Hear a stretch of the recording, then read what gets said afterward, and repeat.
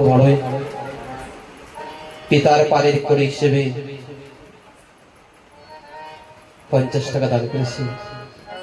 যে আশা নিয়ে দান করেছে দানের মনির বাসনা পূর্ণ করুক শ্রী রামদান ভগবান। জয় জয় রাম সীতা প্রেমানন্দ জয় গৌর হরি হরি হরি বল হরি বল।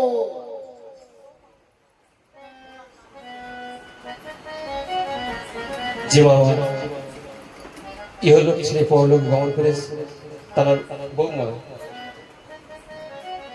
শ্বশুরের পারের করে হিসেবে ভাসুরের পারের করে হিসেবে 10 টাকা দান করেছি।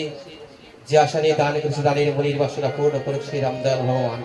জয় জয় রাম সীতা প্রেমানন্দ জয় গৌর হরি হরি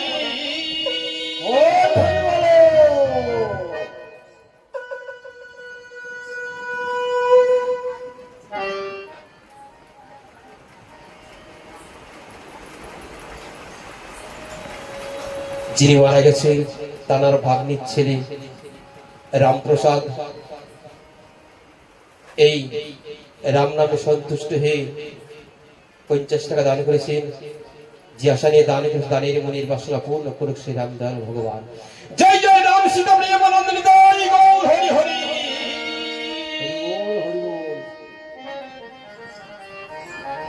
জয়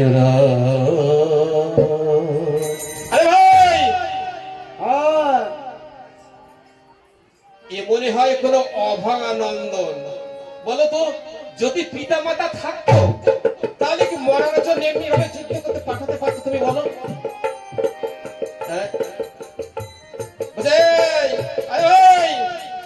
হয়তো পিতা মাতা আছে নিষ্ঠুর দয়া মায়া নেই এই জন্য যুদ্ধ করতে পাঠিয়েছে।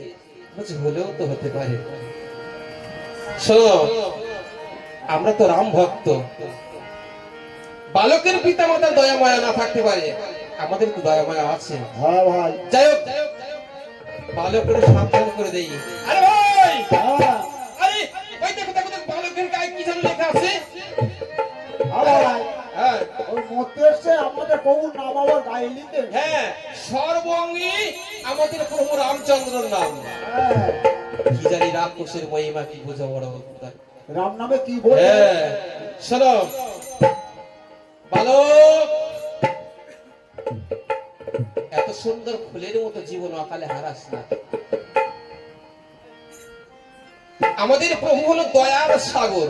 আমাদের প্রভুর কাছে যদি আত্মসমর্পণ করিস সুন্দর মতো ফুলের মতো জীবন অকালে হারাতে হবে না। আর শোন হয় আত্মসমর্পণ কর আর নয় তো ফিরে যা।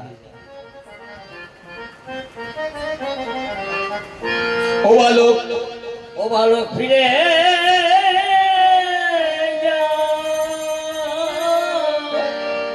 যাও বালক,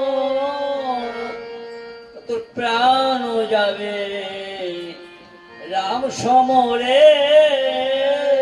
ও বালক ফিরে যা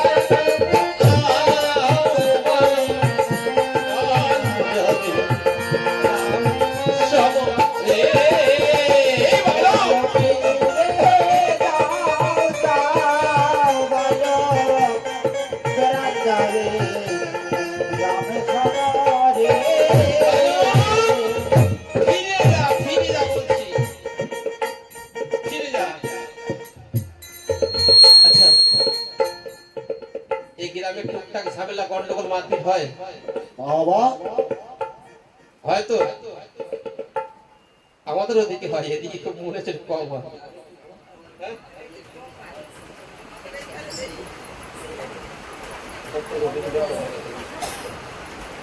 এদিকে গন্ডগোল মারপিট হয় না, হয় বেশি হয়। আচ্ছা যে গানের যেমন পাঠ আছে শিল্পীরা জানে, স্থায়ী অন্তর সঞ্চরী আবেগী 4টে পাঠ আছে। আর এই ঝগড়ারও কিন্তু 3টে পাঠ আছে। বলো তো দেখি ঝগড়ারও পাঠ আমার জানা আছে? রামায়ণ তো হয়, তো হয় হয় না কি বা ঝগড়ার পাঠ আছে, জানা আছে?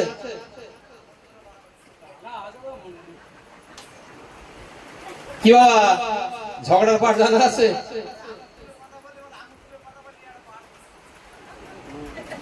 সে তো মোট 3টে পার্ট, ঝগড়ার 3টে পার্ট আছে। তাই যাই হোক, মনে হয় এখানে রামায়ণ একটু কম হয়। খালি রামায়ণ শুনলে হবে না, কিন্তু দুটো একটা কথা মনে রাখতে হবে। হাড়োয়া অঞ্চলের মধ্যে আমি কিন্তু খুব ক্ষুদ্র শিল্পী। আমি যেখানেই যাই না কেন, যাক দুটো একটা প্রশ্ন একটা রাখি, এবং দর্শকের বলি যদি প্রশ্ন করার দরকার করবে। আমার যেটা জানা আছে সেটা আমি বলবো, এবং আপনাদের কাছ থেকে তো শুনেও তো যে বাবু সেটা শেখা হবে নাকি। তা ঝগড়ার পাঠ কথাগুলো বলি, মনে রাখবা। আর একটা প্রশ্ন রাখি, বিভীষণ রামচন্দ্র সবাইকে কিন্তু নিজে হাতে উদ্ধার করে, সবাইকে উদ্ধার করেছে। এই পালার মধ্যে কিন্তু বিভীষণ উদ্ধার হবে কিভাবে? বিভীষণ কিভাবে পার হবে গঙ্গা নদী? যদি জানা থাকে তো বলবেন, আর যদি না জানা থাকে তো আমি আছি।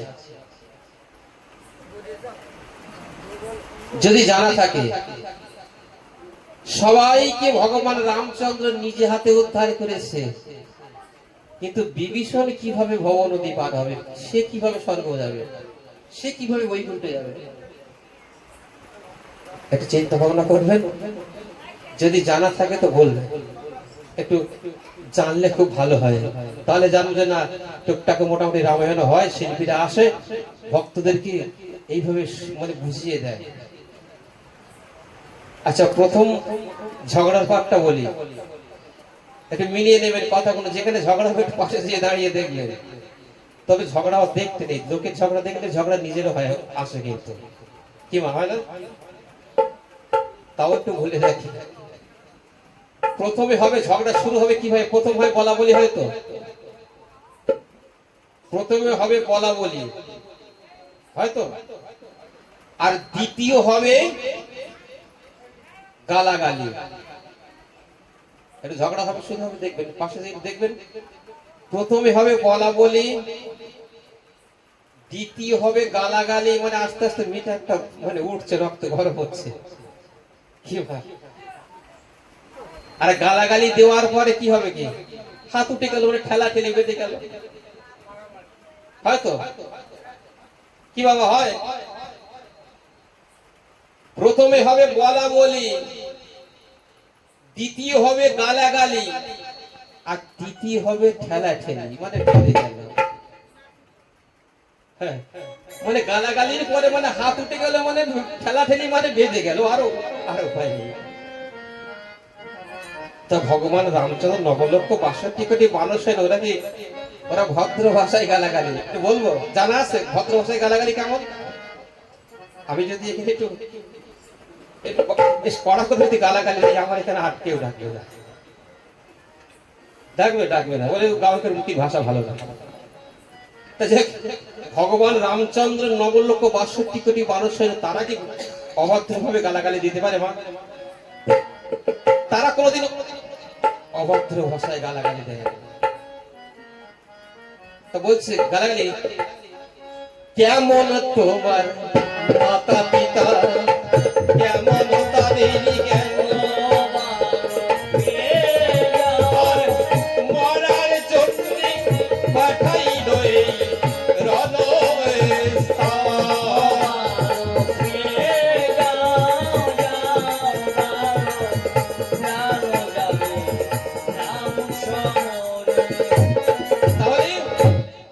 কেমন ভদ্র ভাষায় গালাগালি বলছে, কেমন তোমার মাতা পিতা, কেমন বা তাদের জ্ঞান, আর মরার জন্য পাঠাইল রণস্থল। এটা হলো ভদ্র ভাষায় গালাগালি। আচ্ছা, বাস্তব কলিযুগের কথা বলি। বর্তমানে বেশিরভাগ ঘরে পিতা পুত্র সম্পর্ক ভালো থাকে না, থাকে বেশিরভাগ। যতদিন ছেলে বিয়ে হবে ততদিন কিন্তু পিতা মাতার থাকে কি, ছেলে বিয়ের পরে কিন্তু আর আশা করো না। আচ্ছা মনে করো পিতা পুত্র সম্পর্ক ভালো না, সেই ছেলের সামনে গ্রামের যদি কেউ যদি এই তোর বাবা অমুক তোর বাবা অমুক ছোট বড় করে গালাগালি দেয়, ছোট বড় করে যদি গালাগালি দেয়, থাকতে পারবে কোনো সন্তান? থাকতে পারবে কি? ও থাকতে পারবে? হ্যাঁ, কোন ছেলে ঠিক থাকতে পারবে না। এদিকে সম্পর্ক ভালো না, কিন্তু বাবার সঙ্গে ছেলের সঙ্গে মুখ দেখা দেখি হয় না, ঘরের মধ্যে আবার দেয়াল দেওয়া হয়ে গেছে।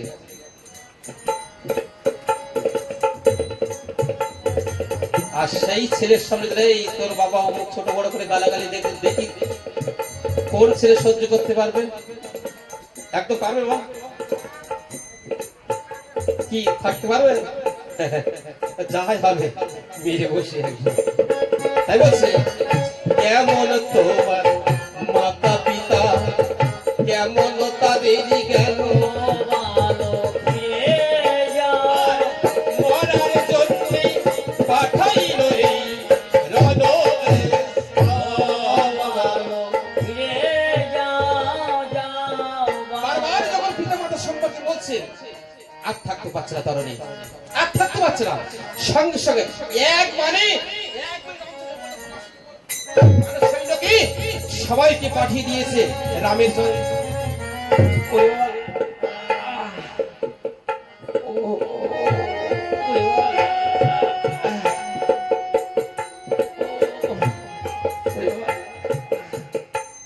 রামচন্দ্র বাবাকে দিয়ে আমার এত বড় সৈন্যকে এই অবস্থা, সেরা সৈন্য তোমাদের এই অবস্থা আজকে আজকে যুদ্ধ করতে এসেছে একটা দুধের শিশু, একবারে সবাইকে পাঠিয়ে দিয়েছে তো তোমার কারণে প্রভু।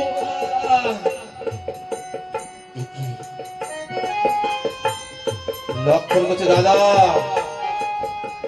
দাদা আজকে কিন্তু যুদ্ধ করতে আমাকে যেতে হবে, আজকে ওই শিশুর সঙ্গে যুদ্ধ আমাকে যেতে হবে দাদা। হ্যাঁ ভাই, তুই যাস না, আমরা তো আছি। ভাই লক্ষণ, রামচন্দ্র বলছে ভাই লক্ষণ আজকে তুমি যেও না ভাই লক্ষ্মীটি আমার,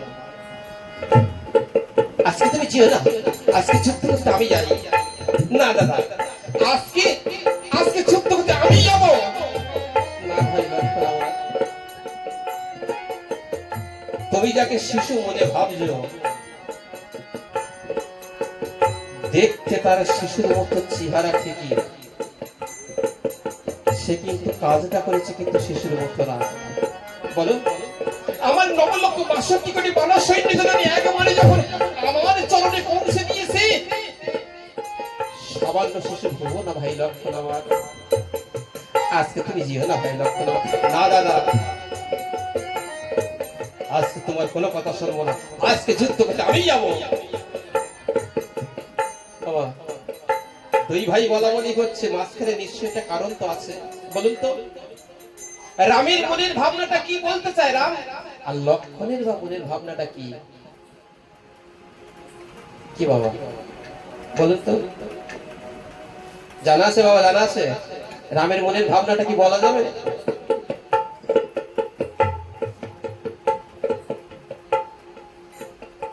যাক আমি বলে যাই বাবা, তাই তো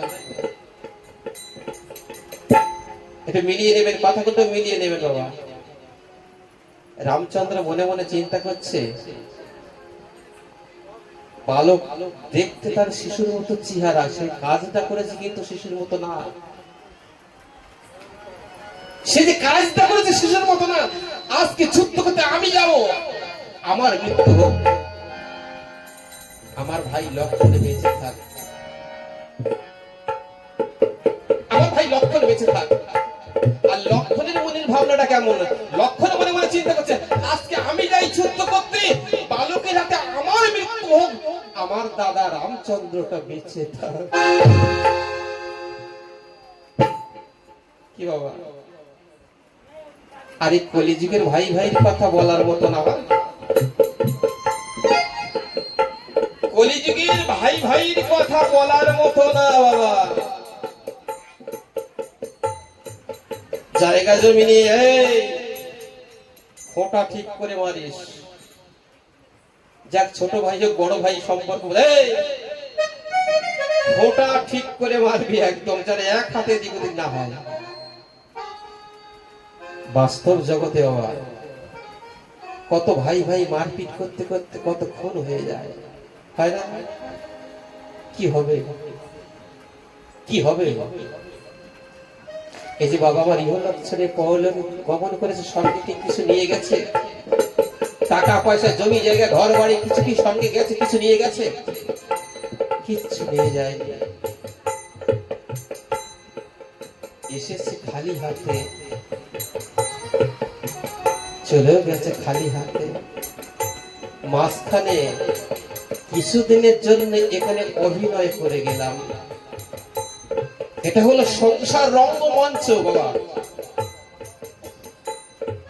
আগে যাত্রা হতো তো, এখন আর যাত্রা হয় না, অভিনয় করে না। ভাই বাবা সাজে, ভাই দাদা সাজে, ভাই আবার দাদু সাজে, ভাই আবার মাও সাজে। কি হয়নি? হয়েছে। তদরূপ এটা হলো সংসার রঙ্গমঞ্চ। আমরা কিছুদিনের জন্য এখানে এসেছি অভিনয় করতে। যার যখন অভিনয় শেষ হয়ে যাবে, সুন্দর পৃথিবী ছেড়ে চির বিদায় নিতে হবে। সঙ্গে কি যাবে?